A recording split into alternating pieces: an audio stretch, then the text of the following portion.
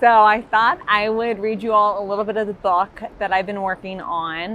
The book is Dating Disability, which is my first book that I'm writing. I'm going to take you into this world. I mean, these are not easy statistics that I'm going to share, but they're important. I'm going to a lot of media events today centered around disability portrayal in the media, which is why this is on my mind. So anyway, this is from section 3. So section 3 of the book, it's called an intimacy toolkit. So it's all about physical, mental, emotional tools that I use to improve myself and that I would recommend others use to better thrive in intimate relationships. So I talk about like how the dating landscape has rapidly changed in the past 10, 20 years with technology, AI, the rise of sort of the loneliness epidemic during the pandemic. And then we go into this and I write, putting changes in the dating landscape aside for the moment, within my lifetime, the Americans with Disabilities Act was passed, meaning that also within my lifetime, it was legal to discriminate against someone with a disability in employment or in public transportation access.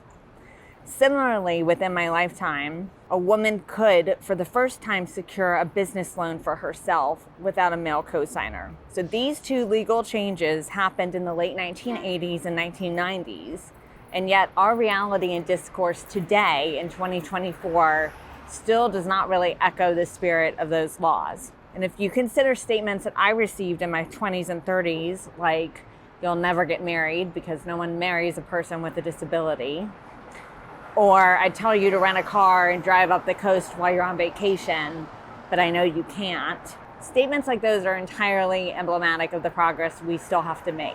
And our assumptions and our stereotypes are really fed by the media, and they proliferate until they're corrected. And we need to look no further than television and movies today for proof of this. So the UCLA Hollywood Diversity Report reminds us that in 2023, less than 5% of streaming film roles were portrayed by actors with known disabilities. Specifically, in the top streaming films of 2023, only 3 actors had physical, medical, or hearing disabilities that were visible. We have a lot of work to do, y'all, in the media and in representation and in our discourse. We have made a lot of progress in my lifetime, but I am confident that we can make a lot more. And I think my book and then this panel that I'm going to today on disability, aesthetic, and theater, I think are really helping to move us in the right direction. So stay tuned. Thank you for joining me.